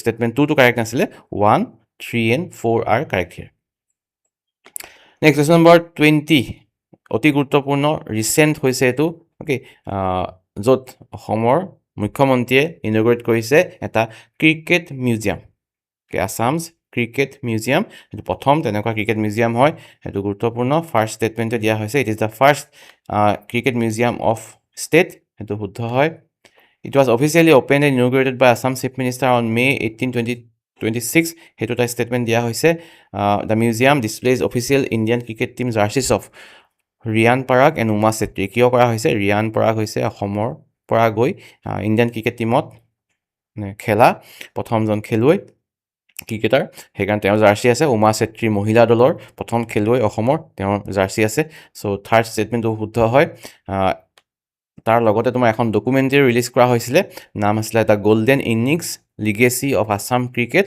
ডাইৰেক্টেড বাই সমুজ্জ্বল কাশ্যপ ইয়াতে তোমাৰ গোটেই অসমৰ ক্ৰিকেটৰ হিষ্ট্ৰী আছে চ' সেইখিনি গুৰুত্বপূৰ্ণ হ'ব অসমৰ ক্ৰিকেট হিষ্ট্ৰীটো আগন্তুক পৰীক্ষাৰ কাৰণে গুৰুত্বপূৰ্ণ হ'ব প্ৰথম ৰঞ্জী ট্ৰফি কেতিয়া হৈছিলে কেতিয়া জিকিছিলে প্ৰথম মানে কোন কেপ্টেইন আছিলে ইণ্ডিয়ান অসমৰ ক্ৰিকেট টিমৰ সেইখিনি ফেক্ট অতি গুৰুত্বপূৰ্ণ হ'ব যিবিলাক ৰেকৰ্ড আছে অসম ক্ৰিকেটৰ হৈ সেইখিনি গুৰুত্বপূৰ্ণ হ'ব চ' ফ'ৰ্থ ষ্টেটমেণ্টটো কাৰেক্ট হিয়াৰ 1 কাৰেক্ট হয় 3 কাৰেক্ট হয় 4 কাৰেক্ট হয় 2 কাৰেক্ট হয় এইটো তোমাৰ ডেটটো অলপ হয় নহয় চাই ল'লোঁ অ'কে 2 কাৰেক্ট হয় so' 1, 2, 3, 4 all are correct statements option D will be correct here option D will be correct here next consider the following statements about সাহিত্য একাডেমী এৱাৰ্ডছ 2025 তো 2025 ঘোষণা কৰা সাহিত্য একাডেমীৰ কথা এটা প্ৰশ্ন সোধা হৈছে সাহিত্য একাডেমী 2025 খিনিও গুৰুত্বপূৰ্ণ হ'ব 2026 খিনিও গুৰুত্বপূৰ্ণ হ'ব সেইখিনি চাই ল'বা এইখিনি ইয়েৰটো ভালকৈ চাবা কোন বছৰৰ কথা সোধা হৈছে Suprakash Bhuyan won the Yuva Puraskar in the Assamese category for his book named Kusia Nama তো এইটো ফাৰ্ষ্ট ষ্টেটমেণ্ট দিয়া হৈছে সুৰেন্দ্ৰ মোহন দাস received বাল সাহিত্য পুৰস্কাৰ for মাইনাহতৰ পদ্য কেতিয়াবা দুইটা বছৰ হ'লে খেলি মেলি কৰি দিব পাৰে 2026 ৰ 2025 বুলি সুধিব পাৰে 2025 ৰ 2026 বুলি সুধিব পাৰে সেইকাৰণে অকল চালেই নহ'ব সাহিত্য একাডেমী কোনে পাইছে কোন বৰ্ষৰ কাৰণে পাইছে কি কিতাপৰ কাৰণে পাইছে গোটেইখিনি গুৰুত্বপূৰ্ণ থাৰ্ড ষ্টেটমেণ্ট দিয়া হৈছে সাহিত্য একাডেমী বঁটা 2025 ইজ দ্য হায়েষ্ট চিভিলিয়ান অনাৰ ইন ইণ্ডিয়া ফ'ৰ্থ ষ্টেটমেণ্ট দিয়া হৈছে বিনয় কুমাৰ ব্ৰহ্ম চুজেন ফৰ বড়ো বাল সাহিত্য পুৰস্কাৰ অ'কে খান্থি বচাওঁ আৰু আখো দানাই নামৰ কিতাপৰ কাৰণে বিনয় কুমাৰ ব্ৰহ্মই পাইছে বুলি উল্লেখ কৰা হৈছে ইয়াত ভিতৰত তোমাৰ ষ্টেটমেণ্ট 1টো কাৰেক্ট হয় 2টো কাৰেক্ট হয় 4টো কাৰেক্ট হয় 3টো কাৰেক্ট নহয় কাৰণ এইটো ইজি কুৱেশ্যন অলপ দিয়া হৈছে অ'কে সাহিত্য একাডেমী অলপ টানকৈ দিব লাগিছিলে anyway so' Sahitya Akademi award for 2025 is the highest civilian award obviously নহয় ভাৰত ৰত্ন হৈছে highest civilian honour of India so' statement 3টো কাৰেক্ট নহয় 1, 2 and 4 are correct here okay নামকেইটা চাই যাবা ভালকৈ পাহৰি গৈছা সেইকেইটা 2025 বৰ্ষৰ কাৰণে পাইছিলে এই option A will be correct here Question number 22. Consider the following statements about Padma Awards 2020, Padma Awards 2025 to Assam. So, অসমৰ যিসকল ব্যক্তিয়ে 2025 বৰ্ষত পদ্ম বঁটা পাইছিলে, পদ্মশ্ৰী, পদ্মবিভূষণ, পদ্মভূষণ। So, সেই সম্পৰ্কে চাৰিটা ষ্টেটমেণ্ট দিয়া হৈছে। Jatin Goswami was awarded Padma Bhushan for his contribution to art. Anil Kumar Boro was honored with Padma Shri for literacy and education. Revokanta Mohanto তেওঁক দিয়া হৈছিলে Padmashri for masks making art. Gita Upadhyay received Padma Vibhushan for her contribution to sports. So' এইকেইটা ষ্টেটমেণ্টৰ ভিতৰত শুদ্ধ statement কোনকেইটা হয়? প্ৰথমটো শুদ্ধ হয়, পদ্মভূষণ দিয়া হৈছিলে যতীন গোস্বামীক 2025 বৰ্ষত। তাৰপিছত তোমাৰ অনিল কুমাৰ বড়ো আৰু ৰেৱকান্ত মহন্ত আৰু গীতা উপাধ্যায় তিনিওগৰাকীকে পদ্মশ্ৰী দিয়া হৈছিলে। চ' লাষ্টৰ ষ্টেটমেণ্টটো শুদ্ধ সেইকাৰণে নহয়, পদ্ম বিভূষণ নহয়, পদ্মশ্ৰী দিয়া হৈছিলে গীতা উপাধ্যায়কো। চ' 1, 2 and 3 are correct here. Option B will be correct. Fourth option to correct নহয়. Next, question number 23. Consider the following statements about Swachh Sarvekshan 2025. So, Swachh Sarvekshan মানে গোটেই সাৰ্ভে এটা কৰা হৈছে কোনবিলাক চহৰ বেছিকৈ চাফা ৰাখিছে মিউনিচিপালিটিয়ে। অ'কে, চ' সেইটোৰ ওপৰত কিছুমান এৱাৰ্ডো দিয়া হৈছিলে আৰু অসমৰ পৰা নৰ্থ লখিমপুৰ মিউনিচিপালিটি বৰ্ডে বেষ্ট স্বচ্ছ সাৰ্ভেক্ষণ সন্মানটো লাভ কৰিবলৈ সক্ষম হৈছিলে। Okay, under cities up to 1 lakh population কেটেগৰীবিলাকো গুৰুত্বপূৰ্ণ। চ' ষ্টেটমেণ্ট 1টো শুদ্ধ হয়, important fact for upcoming exam. Indore Indore ভাৰতৰ ক্লিনেষ্ট চিটি আৰু 8 বছৰ কণ্টিনিউৱাছলি হৈ আছে ক্লিনেষ্ট চিটি, সেইটো শুদ্ধ হয়। Okay, Aizawl is rank as the cleanest city in north east. Guwahati ranks 44th among 95 cities across India. So' প্ৰথম দুটা ষ্টেটমেণ্ট শুদ্ধ হয়, 1 আৰু 2। অ'কে, থাৰ্ডটোৱে ফ'ৰ্থটোৱে শুদ্ধ হয় নহয়। আইজল চফা হয় বহুত, কিন্তু এই যিটো স্বচ্ছ সাৰ্ভেক্ষণ হৈছিল 2025 বৰ্ষত, সেইমতে নৰ্থ ইষ্টৰ আটাইতকৈ ক্লিনেষ্ট চিটি আইজল নহয়, সেইখন হৈছে গুৱাহাটী। অ'কে, চ' গুৱাহাটীখন ক্লিনেষ্ট চিটি বুলি উল্লেখ কৰা হৈছিলে, যদিও হয়তো বহুতে নামানিব কথাটো, তথাপিও so' Guwahati was the cleanest city in north east as per স্বচ্ছ সাৰ্ভেক্ষণ 2025। চ' এইটো ষ্টেটমেণ্ট 3টো কাৰেক্ট নহয়, আৰু গোটেই ইণ্ডিয়াৰ চিটিবিলাকৰ ভিতৰত ৰেংকিং গুৱাহাটী আছিলে 44th, এইটো শুদ্ধ হয়। এইটো শুদ্ধ হয়, নৰ্থ ইষ্টৰ ভিতৰত খালি first. So' statement 4 correct, 1, 2 and 4 are correct. Option B will be the correct answer. Number 24, consider the following statements about Hilpi Awards 2025. So Hilpi Awards again important 2025 important হ'ব, 2026 important হ'ব। Okay, দুইটাই আছে, দুইটাই গুৰুত্বপূৰ্ণ হ'ব, সেইকাৰণে ভালকৈ চাবা ইয়াত কোনটো বৰ্ষত কোনে পাইছিলে। ইয়াত প্ৰশ্ন সোধা হৈছে 2025ৰ বিষয়ে। চ' শিল্পী এৱাৰ্ড 2025 সম্পৰ্কে চাৰিটা ষ্টেটমেণ্ট। দ্য শিল্পী award 2025 given to singer Onima Chaudhary and folk singer Mukul Rabha. নটসূৰ্য Phani Sharma award একেদিনাই দিয়া হয়, সেইটো দিয়া হৈছিলে 2025 বৰ্ষত। ৰেবা ফুকনক 2024 কাৰণে দিয়া হৈছে, 2025 দিয়া হৈছে। অ'কে, সাহিত্য চাৰ্য অতুল চন্দ্ৰ হাজৰিকা, এই ইয়েৰটো চাবা 2024টো 2025 দিয়া হৈছে, আৰু শিল্পী বঁটাটো কিন্তু 2025 বুলি দিয়া হৈছে, সেইখিনি গুৰুত্বপূৰ্ণ। অ'কে, এই ইয়েৰবিলাকে কনফিউজ কৰে বহুত। Next third statement, Sahityacharya Atul Chandra Hazarika award was given to actress Hira Neog. Shilpi Diwas is celebrated on 17 June every year, এইটো শুদ্ধ নহয়। ফ'ৰ্থ ষ্টেটমেণ্টটো 17 জানুৱাৰীত পতা হয়, আৰু ডেথ এনিভাৰ্চাৰী দিনাখনি পতা হয়, মৃত্যু বাৰ্ষিকী দিনাখনি পতা হয়। জন্ম বাৰ্ষিকী হৈছে 17 জুন, জ্যোতিপ্ৰসাদ আগৰৱালাৰ জন্মবাৰ্ষিকী 17 জুন। চ' সেইদিনাখনি পতা নহয়, পতা হয় 17 জানুৱাৰীত শিল্পী দিৱসৰ দিনাখনি। চ' এইটো ষ্টেটমেণ্ট শুদ্ধ নহয়, বাকীকেইটা ষ্টেটমেণ্ট শুদ্ধ, নামকেইটা গুৰুত্বপূৰ্ণ। 1, 2, 3, option A is the correct answer. Okay, ষ্টেটমেণ্টটো এনেকৈও দিব পাৰে যে the Shilpi Diwas is celebrated on birth anniversary of Rupkonwar Jyotiprasad Agarwala. Okay, বা ডেথ এনিভাৰ্চাৰী বুলি দিব পাৰে, তেনেকৈও আমি শুদ্ধ হয় কোনটো হয় উলিয়াব পাৰিব লাগিব। Consider the following statements about NRL's Navratna status. NRLৰ নৱৰত্ন ষ্টেটাছৰ কথা উল্লেখ কৰা হৈছে, নতুন ৰিচেণ্টলি তোমাৰ ডিচেম্বৰ মাহত পাইছিলে নৱৰত্ন ষ্টেটাছ। অ'কে, চ' সেই সম্পৰ্কে চাৰিটা ষ্টেটমেণ্ট দিয়া হৈছে। Numaligarh refinery limited receive Navratna status on December 1st, 2025. NRL is the 27th Navratna Central Public Sector Enterprise in India. It is expanding its refinery capacity to 9 million metric ton per annum. NRL was established in 1993. Okay, so ইয়াৰ ভিতৰত গোটেইকেইটা statement শুদ্ধ হয়। Okay, চাৰিটা statement শুদ্ধ, all of the above. লগতে Navratna status, মহাৰত্ন, মিনিৰত্ন, এই গোটেইখিনি কি কি ক্ৰাইটেৰিয়া ফুলফিল হ'লে পায় সেইখিনি এবাৰ চাই ল'বা। অ'কে, মই আগতে উল্লেখ কৰিছোঁ, সেইখিনি এবাৰ ভালকৈ চাই ল'বা যদি পাহৰি গৈছা question number 25 option D will be correct here uniform civil code very important topic এটা প্ৰশ্ন আহিবই লাগে ইয়াৰ ওপৰত অ'কে যদি মানে ভাবে যে ইম্পৰ্টেণ্ট টপিকবিলাকৰ পৰা প্ৰশ্ন সোধোঁ তেতিয়াহ'লে ইউনিফৰ্ম চিভিল কোড এনেকুৱা এটা বিষয় ৰতন টাটা ইলেক্ট্ৰনিক তেনেকুৱা এটা বিষয় জুবিন গাৰ্গ তেনেকুৱা এটা বিষয় কিন্তু যদি ভাবে যে সিহঁতি কি পঢ়ি আহিছে সেইবিলাকৰ প্ৰশ্ন নোসোধোঁ তেতিয়াহ'লে আৰু এইবিলাক নাহে তেতিয়া বেলেগ কিবা কিবি আহিব Question number 26. Consider the following statements about Uniform Civil Code in Assam. অসমত ষ্টেট কেবিনেটে এপ্ৰুভ কৰিলে বিলখন 2026 বৰ্ষত শুদ্ধ হয় the code aims to replace diverse personal laws with unified legal framework for all citizens সেইটো শুদ্ধ হয় যদিও অলপমান ইয়াতে হেৰি এটা আছে টুইষ্ট এটা আছে কাৰণ যিবিলাক তোমাৰ হেৰি আছে ট্ৰাইবেল মানুহ আছে তেওঁলোকক এক্সাম কৰাৰ কথা কোৱা হৈছে ST মানুহ আছে The UCC was mandated by the central government to implement by all states by 2025. Okay. Assam is the third state in India to implement UCC after independence.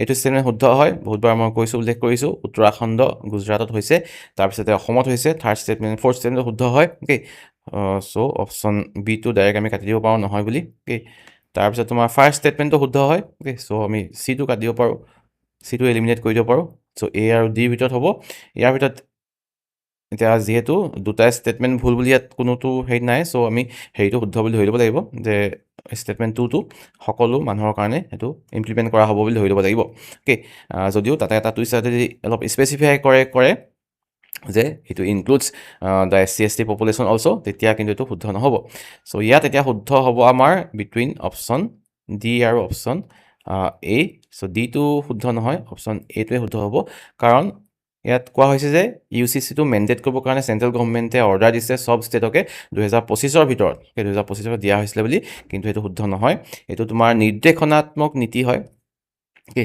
Under DPSP আছে directive principle of state policy আমাৰ article 44 in fourth part of our constitution যিবিলাক তোমাৰ একদম compulsory নহয় কোনোবা ষ্টেটে কৰিলে কৰিব পাৰে নকৰিলেও নাই ফাণ্ডামেণ্টেল ৰাইটছ বা ফাণ্ডামেণ্টেল ডিউটি নিচিনা নহয় চ' সেইটো কাৰণেতো তেনেকৈ নিৰ্দেশ দিব নোৱাৰে চেণ্ট্ৰেল গভৰ্ণমেণ্টে যে ইমপ্লিমেণ্ট কৰিবই লাগিব বুলি চ' সেইটো কাৰণে ষ্টেটমেণ্ট 3টো কাৰেক্ট নহয় ইয়াতে statement 1, 2 and 4 are correct option A will be correct answer Next, question number 27, which refers to the Soraido Moidams, which gained global recognition in 2024. Consider the following statements.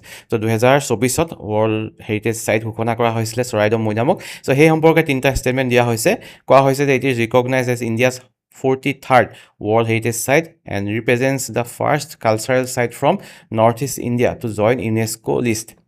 Second কোৱা হৈছে historically the architectural components of the Moidam includes a wooden coffin an enclosed house and buried under an earthen mound চাউচালি ৰুংদাং নামৰ এটা কাঠৰ coffin আছে এটা ঘৰ আছে সেই ৰুংদাংটো ৰাখিবৰ কাৰণে সেইটো নাম হৈছে কাৰেং ৰুংদাং কাৰেং মানে ঘৰ বুজায় অ'কে কাৰেং মানে এনেকুৱা ঘৰ তাৰপিছতে এটা মাটিৰ ওপৰত পলে মাটিৰ এটা গড় নিচিনা সেইটো হৈছে চাউচালি বুলি কোৱা হয় যিটো আমি দেখা পাওঁ বাহিৰৰ পৰা চালে অ'কে চ' সেইকেইটা পাৰ্ট হৈছে মৈদামটোৰ সেইটো উল্লেখ কৰা হৈছে ছেকেণ্ড ষ্টেটমেণ্টত থাৰ্ড ষ্টেটমেণ্ট দিয়া হৈছে definitive historical accounts and ancient rituals associated with this burial mounds are documented in the Charung Phukan Buranji so' এই চাৰুং ফুকন বুৰঞ্জী কিতাপখনত এই বিষয়ে উল্লেখ কৰা আছে বুলি ইয়াতে ষ্টেটমেণ্ট দিয়া হৈছে চ' এই তিনিটা ষ্টেটমেণ্টৰ ভিতৰত ষ্টেটমেণ্ট 1টো শুদ্ধ হয় 2টো শুদ্ধ হয় কিন্তু 3 ষ্টেটমেণ্টটো সেইটো শুদ্ধ হয় okay so' 1, 2, 3 all are correct here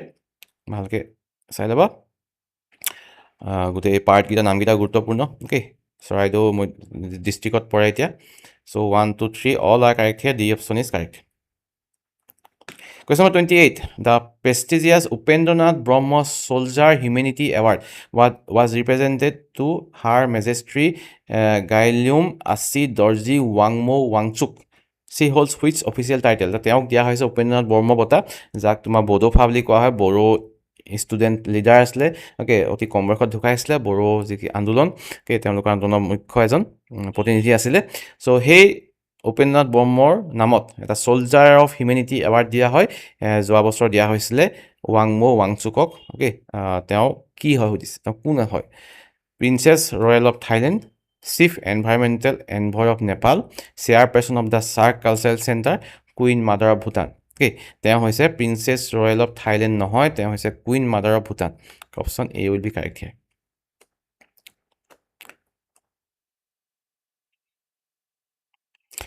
Next, question number 29. Consider the following statements about sports and innovation achievements. So, এনেকুৱাও একেটা বিষয়ে তোমাৰ কেইবাটাও খবৰ একেলগ কৰি কেইবাটাও ষ্টেটমেণ্ট বনাই এনেকৈও প্ৰশ্ন আজিকালি সোধা হয়। চ' সেইকাৰণে সৰু সৰু যিবিলাক কাৰেণ্ট এফেয়াৰ্ছ ভাবি নল'বা যে এইকেইটা নাহে ইমান আৰু সৰু প্ৰশ্নটো সুধিব নেকি, কাৰণ আজিকালিতো বহুত ষ্টেটমেণ্ট ৱেজ কুৱেশ্যনে সোধে APSCয়ে। কিন্তু কেইবাটাও সৰু সৰু কাৰেণ্ট এফেয়াৰ্ছ যিবিলাক মই মোৰ ইন শ্বৰ্টছত ডিছকাছ কৰোঁ বিশেষকৈ, তেনেকুৱা ধৰণৰ কাৰেণ্ট এফেয়াৰ্ছ আনি একেলগে এটা প্ৰশ্ন সৃষ্টি কৰি দিব পাৰে। চ' ইয়াত সোধা হৈছে চাৰিটা ষ্টেটমেণ্ট দিয়া হৈছে। প্ৰথম ষ্টেটমেণ্টটো Elvis Ali Hazarika is the first Assamese to swim the English Channel twice. Nipon Das is recognize as the first international athletic referee from Assam. এথলেটিকৰ ৰেফাৰী বুলি কোৱা হৈছে প্ৰথম অসমৰ ইণ্টাৰনেশ্যনেল লেভেলৰ। অসমৰ ইনোভেটৰ উদ্ভাৱক গৌতম দাসে ডেভেলপ কৰিছে এটা মাল্টিলেংগুৱেজ AI চেটবট, যেনেকৈ তোমাৰ ChatGPT আছে, গ্ৰক আছে, তেনেকুৱা অসমৰ পৰা উদ্ভাৱন কৰিছে, নাম দিছে MK3, যিটোৱে তোমাৰ 17টা ভাষা ছাপোৰ্ট কৰে বুলি উল্লেখ কৰা হৈছে। The Earthful Foundation partnered with Guwahati municipality corporation for an waste detox drive from 4th to 12 January. যিবিলাক তোমাৰ ৱেষ্ট আছে, পুৰণা বেটেৰী, পুৰণা ফোন, পুৰণা লেপটপ, কেমেৰা, যিবিলাকৰ পৰা তোমাৰ বিষাক্ত কেমিকেল নিৰ্গত হ'ব পাৰে, য'ত ত'ত পেলাই দিলে তোমাৰ পানী প্ৰদূষণ কৰিব পাৰে, পৰিৱেশ প্ৰদূষণ কৰিব পাৰে। চ' তেনেকুৱা ধৰণৰ বস্তুবিলাক কালেক্ট কৰিবৰ কাৰণে আৰ্থফুল ফাউণ্ডেশ্যন নামৰ এটা NGOই গুৱাহাটী মিউনিচিপালিটি কৰ্পৰেশ্যনৰ লগত পাৰ্টনাৰশ্বিপ কৰি সেইখিনি কালেক্ট কৰিছিলে। অ'কে, চ' এইটো ষ্টেটমেণ্ট শুদ্ধ হয়। থাৰ্ড ষ্টেটমেণ্টটোও শুদ্ধ হয়, ছেকেণ্ড ষ্টেটমেণ্টটোও শুদ্ধ হয়, ফাৰ্ষ্ট ষ্টেটমেণ্টটোও শুদ্ধ হয়। So' all of the above is the correct answer হিয়াৰ।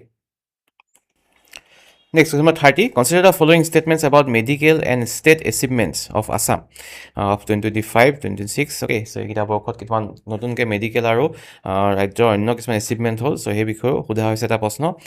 প্ৰথম ষ্টেটমেণ্ট, CM Himanta Biswa Sarma inaugurated the north east first onco robotic surgery facility at the state cancer institute of Guwahati.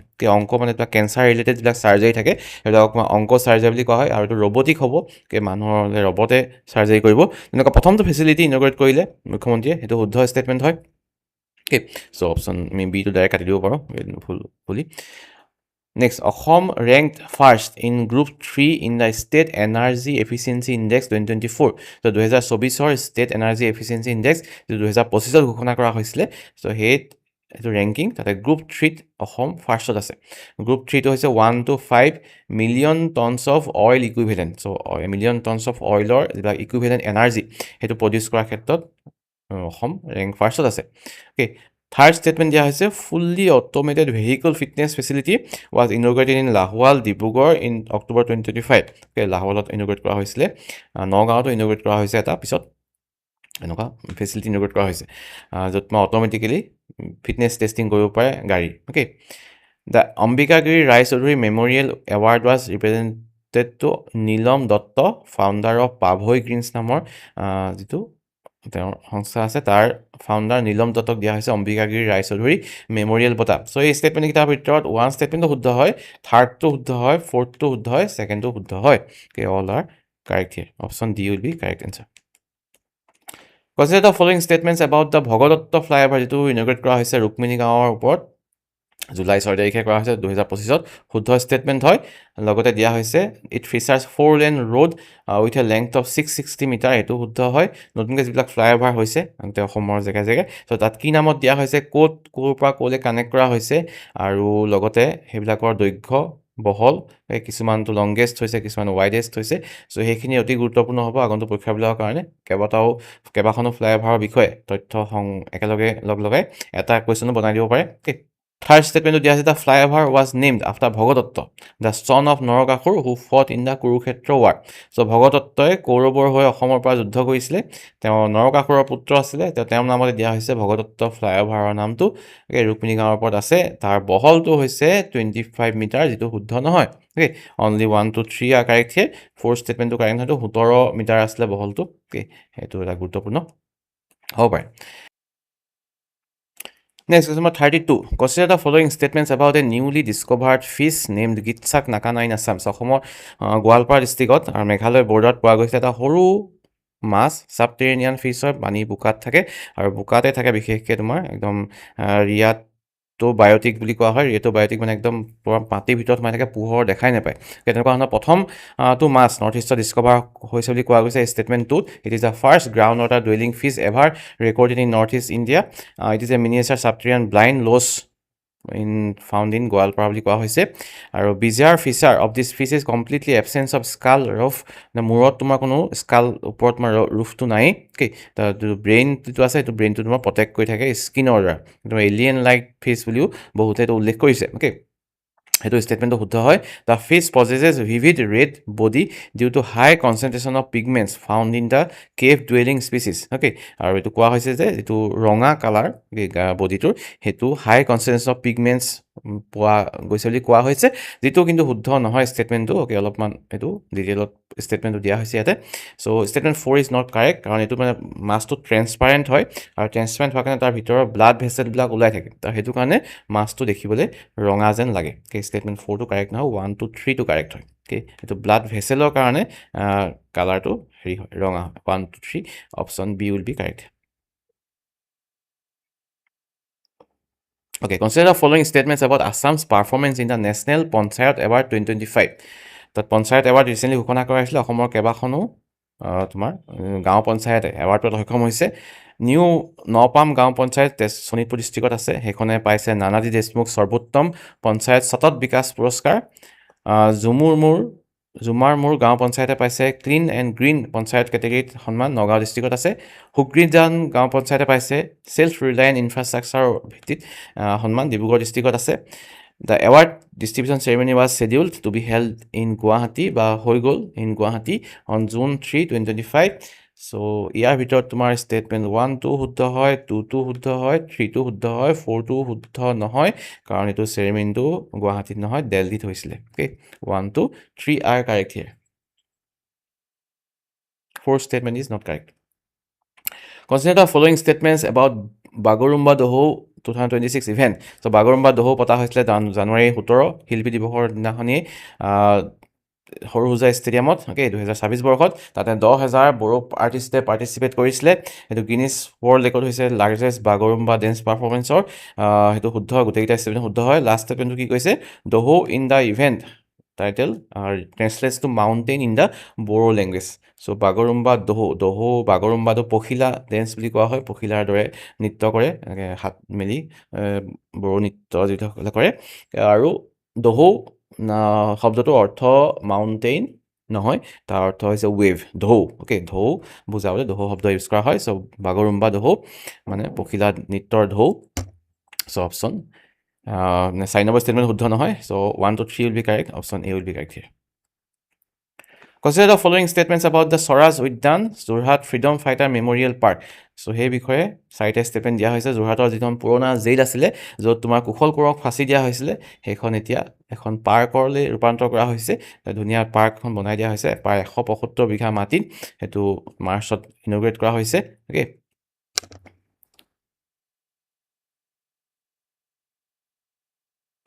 সেইখন মাৰ্চত ইনগ্ৰেট কৰা হৈছে মাৰ্চৰ 2026ত তাতে তোমাৰ কুশল কোঁৱৰক ফাঁচি দিয়া হৈছিলে 1943ত কুশল কোঁৱৰ যি তোমাৰ একমাত্ৰ শ্বহীদ আছিলে সেইখন আন্দোলনত 1943ত কি আন্দোলন হৈছিলে কুইট ইণ্ডিয়া মুভমেণ্ট ভাৰত ত্যাগ আন্দোলন আৰু সেই আন্দোলনত গোটেই ভাৰতবৰ্ষৰ ভিতৰত এজনকে ফাঁচি দিছিলে ব্ৰিটিছে আৰু সেইজন আছিলে কুশল কোঁৱৰক তেওঁ ফাঁচি দিয়া হৈছিলে যোৰহাটত 1943 15 জুন তাৰিখে আৰু সেই জেইলখনক এতিয়া ৰূপান্তৰ কৰা হৈছে Jorhat freedom fighter memorial park বা স্বৰাজ উদ্যান হিচাপে আৰু ইয়াৰ ভিতৰত তোমাৰ গোটেইকেইটা ষ্টেটমেণ্টে শুদ্ধ হয় okay 1 2 3 4 all statements are correct here Consider the following statements related to 2026 Bande Bharat sleeper train. So Bande Bharat train আগতে আছিলে এতিয়া বন্দে ভাৰত স্লিপাৰ ট্ৰেইন নতুনকৈ আহিছে আগতে তোমাৰ স্লিপাৰ কোচ নাছিলে অ'কে শুব পৰা ব্যৱস্থাটো নাছিলে এতিয়া আহিছে চ' সেইটো কাৰণে নতুন যিখন ট্ৰেইন আহিছে তাৰ বিষয়ে তথ্যসমূহ গুৰুত্বপূৰ্ণ হ'ব ইয়াৰ ষ্টেটমেণ্ট দিয়া হৈছে the train service connects Howrah to Kamakhya okay Howrah to Kamakhya এইটো কানেক্ট কৰিব ফ্লেগ অফ কৰিছে জানুৱাৰী 17 তাৰিখে 2026ত যেতিয়া বাগৰুম্বা চাব আহিছিলে প্ৰাইম মিনিষ্টাৰ মোদীয়ে সেইটো গুৰুত্বপূৰ্ণ মেক্সিমাম স্পীডটো ডিজাইন কৰা হৈছে 180 কিলোমিটাৰ পাৰ আৱাৰলৈ it is the first train in India equipped with dedicated hot water shower cubicles in AC first class প্ৰথমবাৰ কাৰণে গৰম পানী দিয়া হৈছে গা ধুবৰ কাৰণে ব্যৱস্থা কৰা হৈছে AC ফাৰ্ষ্ট ক্লাছত সেইটো ষ্টেটমেণ্ট দিয়া হৈছে এইটো গোটেইকেইটা ষ্টেটমেণ্টে শুদ্ধ হয় ইয়াতে okay all statements are correct here related to 2026 Vande Bharat sleeper train question 36ৰ option D will be correct Consider the following statements about Mission Senezori launched in June 2026. এইটো অতি গুৰুত্বপূৰ্ণ হ'ব। মিছন চেনেজৰি ৰিচেণ্টলি লঞ্চ কৰিছে অসমৰ মুগা চিল্কৰ প্ৰমোচনৰ কাৰণে অসম চৰকাৰে। আৰু ৰিচেণ্টলি তোমাৰ ইটালী যাওঁতে প্ৰাইম মিনিষ্টাৰ মোদীয়েও তাৰ প্ৰাইম মিনিষ্টাৰক মুগা চিল্কৰ কাপোৰ গিফ্ট দিছিলে। চ' এইটো গুৰুত্বপূৰ্ণ হ'ব। তাত তোমাৰ বিশেষ এটা ক্লাষ্টাৰ বেছ ইনিচিয়েটিভ লোৱা হৈছে যাতে তোমাৰ বস্তুটো এটা চেইন সৃষ্টি হয় একদম আৰম্ভৰ পৰা শেষলৈকে, মানে ৰ মেটেৰিয়েলছৰ পৰা প্ৰডাকশ্যনৰ পৰা মাৰ্কেটিঙৰ পৰা গোটেইখিনি এটা চেইন ছিষ্টেম হয়। সেই বিষয়ে সেইটোৰ ওপৰত গুৰুত্ব দি মিছন চেনেজৰি লঞ্চ কৰা হৈছে। ইট ইজ এ ক্লাষ্টাৰ বেছ initiative aimed at transforming Assam's muga silk sector into a global competitive luxury ecosystem. Mission is anchored by Ministry of Development of Northeast Region, donor ministry কৰিছে, along with Ministry of Textile. It aims to establish 5 modernized reeling units and specialized muga spun mill to support the value chain. এনেকুৱা 5টা reeling unit, reel কৰিব কাৰণে unit আৰু লগতে মুগা span মিল বনাবৰ কথা উল্লেখ কৰা হৈছে।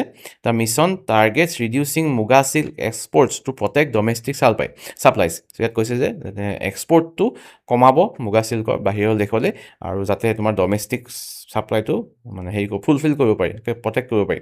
সেইটো ষ্টেটমেণ্ট শুদ্ধ নহয়। এক্সপৰ্টটো বঢ়োৱাৰ কাৰণে সেইটো কৰা হৈছে, যাতে বাহিৰলৈ আৰু যায় আৰু আমাৰ মুগা চিল্কে গৈ বাহিৰত খ্যাতি লাভ কৰে, ব্যৱসায় বাঢ়ে, অৰ্থনীতি উন্নত হয়। So' statement 1 to 3 are correct here. 4th ষ্টেটমেণ্টটো শুদ্ধ নহয়। Option A is the correct answer. 2028লৈকে তোমাৰ 2000 কেজি এক্সপৰ্ট কৰা টাৰ্গেট লোৱা হৈছে। Question number 38. Consider the following statement about বাবু আঁচনি। চ' নিযুত মইনা স্কিম লঞ্চ কৰা হৈছিলে। তাৰপিছত ল'ৰাবিলাকে আপত্তি কৰিলে মামা আমাকো আঁচনি এটা দিয়া। চ' মামাই আনিলে বাবু আঁচনি তোমাৰ 2000 আৰু 1000 1000 দিয়া হ'ব গ্ৰেজুৱেট ষ্টুডেণ্টক, আৰু পষ্ট গ্ৰেজুৱেটক দিয়া হ'ব 2000 টকাকৈ। যিবিলাক ল'ৰাই পঢ়ি আছে, গ্ৰেজুৱেশ্যন কৰি আছে আৰু পষ্ট গ্ৰেজুৱেশ্যন কৰি আছে, তেওঁলোকক স্কলাৰশ্বিপ বেছ এটা ৱেলফেয়াৰ প্ৰগ্ৰাম হয়। এইটো শুদ্ধ হয়। ছেকেণ্ডটো শুদ্ধ হয়। ফেব্ৰুৱাৰীত লঞ্চ কৰিছে।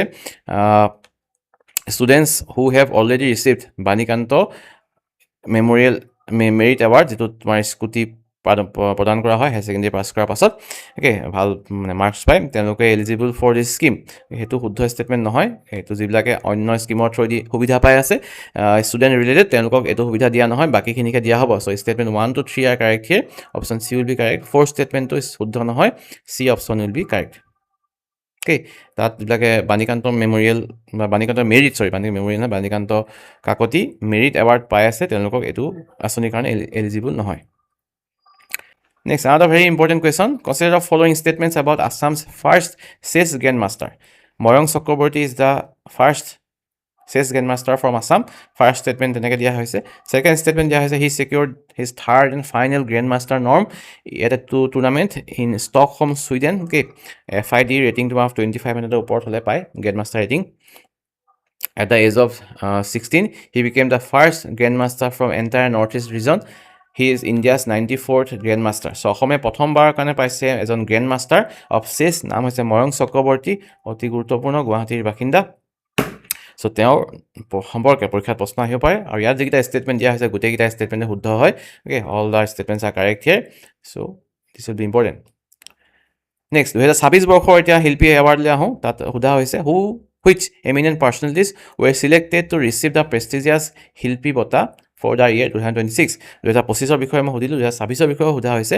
ইয়াতে অনিমা চৌধুৰী, মুকুল ৰাভাৰ নাম দিয়া হৈছে, যি আগতে পাইছিলে। ধনদা পাঠক, সমৰ হাজৰিকা, বিষ্ণু খাৰঘৰীয়া, চেতনা দাস, কৰুণা ডেকা, অৰূপ মিশ্ৰ। ইয়াৰ ভিতৰত তোমাৰ শুদ্ধ উত্তৰ হৈছে ধনদা পাঠক আৰু সমৰ হাজৰিকা। তেওঁলোকক দিয়া হৈছে এই বছৰৰ শিল্পী বঁটা। নেক্সট, আনটা ইম্পৰ্টেণ্ট, নেশ্যনেল ডাটা চেণ্টাৰ বহুত জেগাত বনোৱা হৈছে, য'ত তোমাৰ ডাটা ষ্ট'ৰেজ কৰা হয়। আৰু সেইটো লৈ তোমাৰ প্ৰ'জ এণ্ড কনছো আছে। বহুত পানী ইউজ হয়, পানী ঠাণ্ডা কৰিবৰ কাৰণে পানী লাগে। চ' সেইটো ডাঙৰ প্ৰব্লেম। সেইকাৰণে চাইনাই কি কৰিছে, সাগৰৰ তলত বনাইছে ডাটা চেণ্টাৰবিলাক। এই বিষয়ে অসমত প্ৰথমটো ডাটা চেণ্টাৰ বনোৱা হৈছে আণ্ডাৰ নেশ্যনেল ডাটা চেণ্টাৰ। কিছুমান তোমাৰ গভমেণ্টৰ থাকে, কিছুমান প্ৰাইভেটৰ থাকে। চ' এই গভমেণ্টৰ যিবিলাক NIC আছে, নেশ্যনেল ইনফৰ্মেটিক্স চেণ্টাৰ, তেওঁলোকৰ যিবিলাক ডাটা চেণ্টাৰ, তাৰ ভিতৰত নতুনকৈ এটা বনোৱা হৈছে অসমৰ আমিনগাঁৱত। চ' তাৰ বিষয়ে কেইটামান ফেক্ট দিয়া হৈছে। এইটো ইনগ্ৰেট কৰিছিলে প্ৰাইম মিনিষ্টাৰ মোদীয়ে on February 14, 2026. It is developed by Yota Data Services for NIC. It has a storage capacity of 70 petabyte.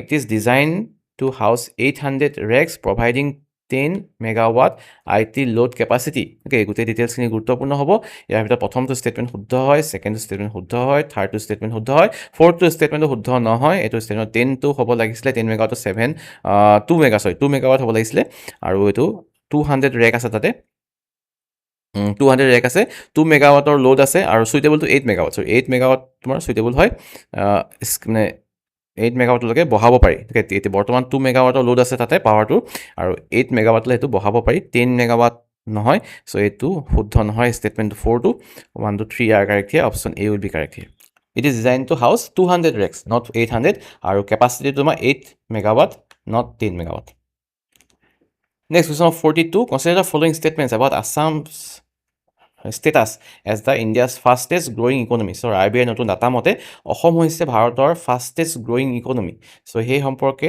প্ৰশ্ন আহিব পাৰে চাৰিটা ষ্টেটমেণ্ট দিয়া হৈছে ইয়াতে অসমৰ যিটো GSDP gross state domestic product যিমান তোমাৰ উৎপাদন কৰে অসমৰ ৰাজ্যৰ ভিতৰত so সেইটো 45% বাঢ়িছে বুলি কোৱা হৈছে in the last 5 years second statement RBI data মতে অসমৰ গ্ৰোথ ৰেটটো ভাৰতৰ যিটো এভাৰেজ গ্ৰোথ ৰেট ভাৰতৰ অন্য ৰাজ্যবিলাকৰ 29% তাতকে বেছি বহুত বেছি কি থাৰ্ড ষ্টেটমেণ্টটো দিয়া হৈছে যে অসমে যিটো বাজেট আহে অসমৰ কাৰণে যিটো বাজেটৰ টকা আহে তাৰ 85% ইমপ্লিমেণ্ট কৰি দিছে টকা কোনো ঘূৰি যোৱা নাই সেইটো গুৰুত্বপূৰ্ণ 2024-25ত Fourth statement, per capita income in Assam grew by 65% from 2020 to 2025.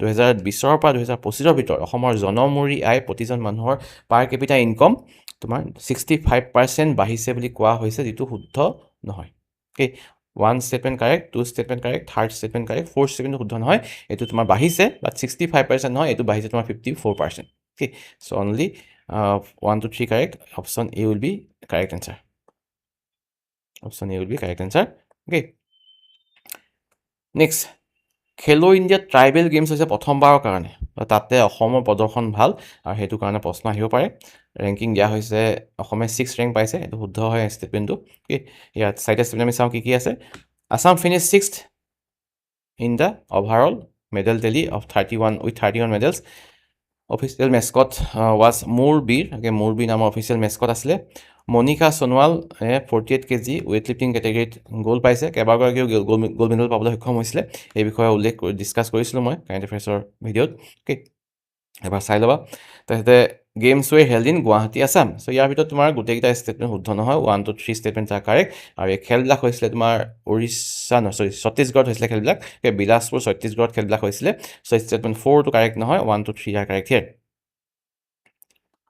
Moving on to question number 44, ইয়াত সোধা হৈছে অসমৰ প্ৰথমটো প্ৰাইভেট ৰেলৱে টাৰ্মিনেলৰ বিষয়ে অসমে যোৱা বছৰ পালে এটা নতুন প্ৰাইভেট ৰেলৱে টাৰ্মিনেল ব্যৱসায়ী কনক ডেকা নামৰ ব্যৱসায়ীজনে নিজৰ ব্যৱসায়ৰ কাৰণে এটা ৰেলৱে টাৰ্মিনেল বনাইছে আৰু হেতু হৈছে আন্ডাৰ PM গতি শক্তি স্কিম ওকে আৰু যেটো নৰ্থ ইষ্টৰ প্ৰথমটো প্ৰাইভেট ৰেলৱে টাৰ্মিনেল হয় বাইহাটা চাৰিলেত আছে তেওঁৰ এই টাৰ্মিনেলটো এইখিনি বিষয়ে যিখিনি ষ্টেটমেন্ট দিছে ইয়াৰ ভিতৰত তোমাৰ প্ৰথম ষ্টেটমেন্টটো কৈছে it is north east first private railway terminal second statement দিয়া হৈছে it was build by an Assam base entrepreneur নামটো উল্লেখ কৰিছো কনক ডেকা PM গতি শক্তি স্কিমৰ আন্ডাৰত কৰিছে প্ৰজেক্টটো ইনভেষ্টমেন্ট 500 কোটি টকা project was mapped officially the terminal was officially mapped on Indian railway network okay networkত আহি গৈছে so এইকিটা ষ্টেটমেন্টৰ ভিতৰত প্ৰথমটো ষ্টেটমেন্ট শুদ্ধ হয় প্ৰথমটো প্ৰাইভেট টাৰ্মিনেল PM গতি শক্তি স্কিমৰ আন্ডাৰত হৈছে ইয়াৰ ইনভেষ্টমেন্ট 500 কোটি টকা যেটো শুদ্ধ নহয় okay PM গতি শক্তি স্কিমে তোমাৰ 250 কোটি টকা ধাৰ্য কৰে এনেকুৱা প্ৰাইভেট টাৰ্মিনেলৰ কাৰণে কিন্তু এই ষ্টেটমেন্টটো শুদ্ধ নহয় statement 3 is not correct statement 4 is correct so only 1 2 and 4 are correct so option B will be correct here সৰু তথ্যবিলাকো আমি ভালকে চাব লাগিব কি UPSC যদি প্ৰিলিমছৰ কোৱেশ্চন পাৰ চাইছাতে গম পাইছা কেনেকুৱা ধৰণৰ প্ৰশ্ন আহিছে সো যিবিলাক টপিক ইম্পৰ্টেন্ট বুলি ভাবিছা সেইবিলাক টপিকৰ একদম খৰচি মাৰি পঢ়িলেহে কাৰেক্টলি এনসাৰ কৰিব পাৰিবা জাস্ট ওপৰৰ পৰা চাই থলে যে হেতু বিষয়ে প্ৰশ্ন আহিলে পাৰিম তেনেকুৱা নহয় Next question 45 considering the emergency landing facility okay Moran যেটো বাইপাস বহুত বহল এটা ৰাস্তা বনোৱা হৈছে যত তোমাৰ ফাইটাৰ জেটস বা অন্য কাৰ্গো প্লেন এবিলাক ল্যান্ডিং কৰিছে ইতিমধ্যে প্ৰাইম মিনিষ্টাৰ তাতে ল্যান্ডিং কৰিছিলে আগন্তুক দিনত যদি যুদ্ধ হয় চাইনাৰ লগত তেতিয়া সেই বাইপাসটো ব্যৱহাৰ কৰিব পৰা যাব as a landing ground for different types of okay airplanes or fighter jets ঠিক আছে সো হেতু হৈছে মৰাণ বাইপাসত on NH 37 in Dibrugarh district first ষ্টেটমেন্টটো শুদ্ধ it is 4.2 kilometre long reinforced concrete stretch stretch এইটো শুদ্ধ হয় it supports fighter jets up to 60 ton এইটো শুদ্ধ নহয় it was inaugurated by Prime Minister in February 2026 এইটো শুদ্ধ হয় 60 ton is not correct the correct capacity of the road is 74 tons okay up to 74 tons it can hold so ইয়াৰ ভিতৰত তোমাৰ 1 2 and 4 statements are correct okay so B option will be the right answer next question of 46 Abhijit Bhattacharya যি প্ৰাক্তন volleyball দলৰ captain আছিলে Indian টিমৰ চ' সেই অভিজিত ভট্টাচাৰ্যৰ বিষয়ে কেইটামান ষ্টেটমেণ্ট দিয়া হৈছে he was name the global winner of 2025 IOC GEDI champions award এই IOC মানে international Olympic committee gender equality diversity inclusion GEDI full form সেইটো চেম্পিয়নছ এৱাৰ্ড তেওঁক দিয়া হৈছে the award recognises his work with the Brahmaputra volleyball league যিটো তেওঁ আৰম্ভ কৰিছিলে অসমৰ গাঁৱে ভূঞে গাঁৱৰ যিবিলাক দল আছে গাঁৱত খেল হৈছিলে আৰু BVL has grown to reach over 1200 children across 400 teams he is former Indian volleyball captain so' এইকেইটা চাৰিটা ষ্টেটমেণ্ট দিয়া হৈছে regarding Abhijit Bhattacharya former Indian volleyball team captain তেওঁক এইটো উল্লেখনীয় সন্মান প্ৰদান কৰা হৈছে 2025 বৰ্ষত তেওঁ ব্ৰহ্মপুত্ৰ ভলীবল লীগ আৰম্ভ কৰিছিলে বহুতখিনি দলক গাঁৱে ভূঞে তেওঁ ভলীবল প্ৰদান কৰিছিলে গিফ্ট কৰিছিলে আৰু 12,000 ষ্টুডেণ্ট বা চিলড্ৰেন এতিয়া তাতে ইনক্লুড হৈ আছে চ' গোটেইকেইটা ষ্টেটমেণ্টে শুদ্ধ হয় ইয়াত all of the above will be correct here আৰু এই সেইকেইটাৰ ফুল ফৰ্মটো গুৰুত্বপূৰ্ণ GEDI gender equality diversity and inclusion that is the full form of GEDI given by International Olympic Committee. Question number 47. Consider the following statements about Assam at the World Economic Forum. So, World Economic Forum or meeting হৈছিলে তাতে প্ৰথমবাৰৰ কাৰণে অসমৰ পৰা প্ৰতিনিধি গৈছিলে অসমৰ মুখ্যমন্ত্ৰী তাতে ভাগ লৈছিলে আৰু ডাভোছত হৈছিলে এই মিটিংখন 56th annual meeting Dr. Himanta Biswa Sarma attended the meeting. Assam showcased its 13% growth rate, positioning it as the fast growing state. যিটো মই আগৰ এটা প্ৰশ্ন উল্লেখ কৰিছিলোঁ যে RBI উল্লেখ কৰিছিলে অসমখন ফাষ্ট গ্ৰয়িং ষ্টেট হয় ইণ্ডিয়াৰ ভিতৰত বুলি চ' সেই কথা উল্লেখ কৰিছিলে বা লগতে অসমলৈ ইনভেষ্টমেণ্ট মাতি তাতে অসমৰ প্ৰমোশ্যন কৰিছিলে the delegation highlighted Assam's role as a gateway to south east Asia under the act east policy অসমখন যে gateway to south east Asia হয় সেইটো কথা উল্লেখ কৰিছিলে ফ'ৰ্থ ষ্টেটমেণ্ট দিছে this was Assam second participation in the world economic forum so' মই প্ৰথমতে উল্লেখ কৰিলোঁ যে this is the first ever appearance of Assam's chief minister in world economic forum বা Assam's representative so' fourth statement to শুদ্ধ নহয় fourth statement is not correct 1 to 3 are correct A option will be correct here question 48 consider the following statements regarding chief minister's eti koli duti pat scheme so etu scheme under ki kora hoisile jibilak tomar sah somik ase telokok eta one time financial assistance dia hoisile 5000 tokake 5000 tokake jekini tomar permanent labours আছে 6 lakh permanent and temporary 6 lakh মানে total হিতাধিকাৰীয়ে এই আঁচনিটোৰ আণ্ডাৰত 5,000 টকাকৈ পাইছিলে the scheme was formally launch at Doomdooma in Tinsukia district to celebrate historic completion of 200 years of Assam tea industry so' 200 বছৰ সম্পূৰ্ণ হৈছিলে 1823 পৰা 2023লৈকে যিটো তোমাৰ 2025ত উদযাপন কৰা হৈছিলে অ'কে চ' ইয়াৰ ভিতৰত তোমাৰ ষ্টেপত বহুত ষ্টেটমেণ্টটোৱে কাৰেক্ট হয় কাৰেক্টলি হৈছে চ' ডুমডুমা তিনচুকীয়াত এইটো দিয়া হৈছিলে পইচাটো ঠিক আছে চ' both statements 1 and statement 2 are correct here so C option will be correct here okay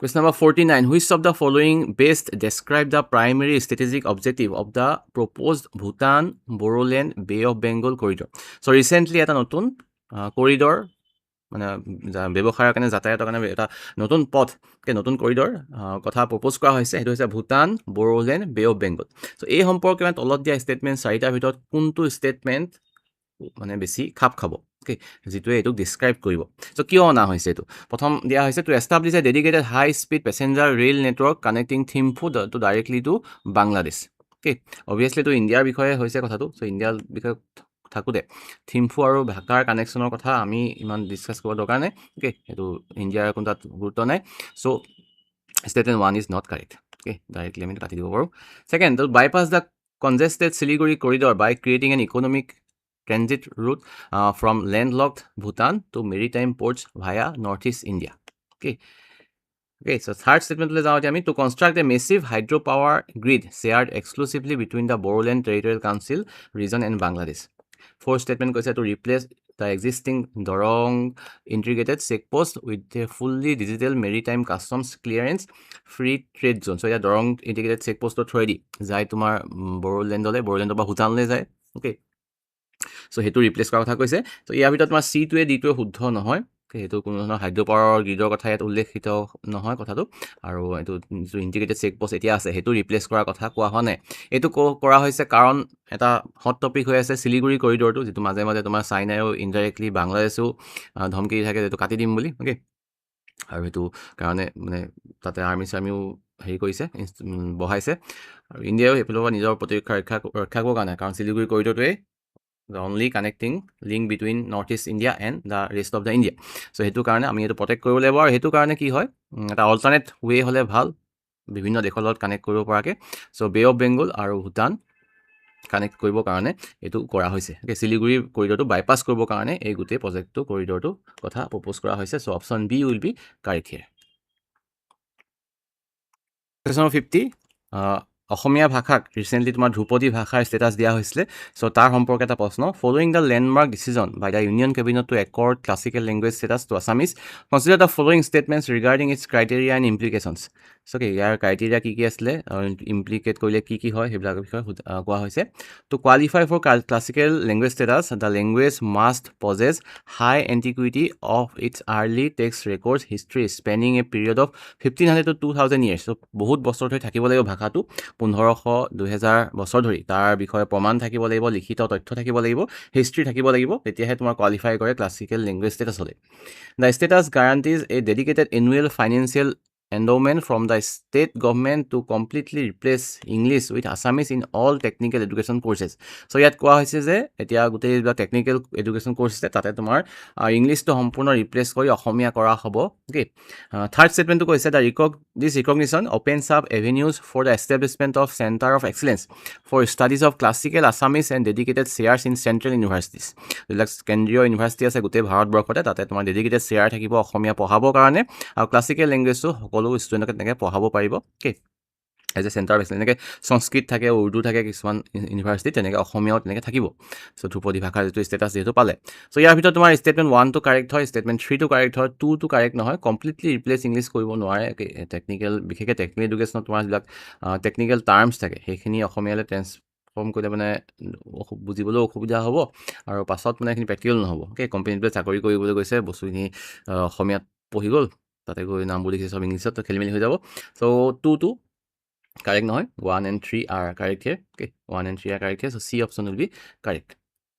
So these are 50 most important MCQs. Okay, most important মানে এইটো নহয় যে ইয়াৰ পৰাই আহিব প্ৰশ্ন, ইয়াৰ পৰাই নাহিবও পাৰে এটাও, কাৰণ এইটো মই জাষ্ট ৰিভিজন হিচাপে দিছোঁ, বহুতে ৰিকুৱেষ্ট কৰি আছিলে কাৰণে। বাকী যদি মানে গোটেইখিনি ভালকৈ চোৱা, monthly current affairs, weekly current affairs বা তোমাৰ যিখিনি টেষ্ট ছিৰিজত দিছোঁ, তেতিয়া হয়তো অলপমান মানে নিজৰ কনফিডেন্সটো বঢ়াই থ'ব পাৰা আৰু। অ'কে, এইটো লাষ্ট ৰিচৰ্ট বুলি নহয়, অকল এইটোৱে পঢ়ি চাব পৰীক্ষা দিব যাওঁ তেনেকুৱা নহয়। অ'কে, কাৰণ মই কৈছোঁ অলৰেডি যে পৰীক্ষাবোৰ টান হৈছে, আৰু যোৱাবাৰে বহুতখিনি লেভেল মানে ওপৰলৈ গুচি গৈছে কাৰেণ্ট এফেয়াৰ্ছ বেছ কুৱেশ্যনখিনি।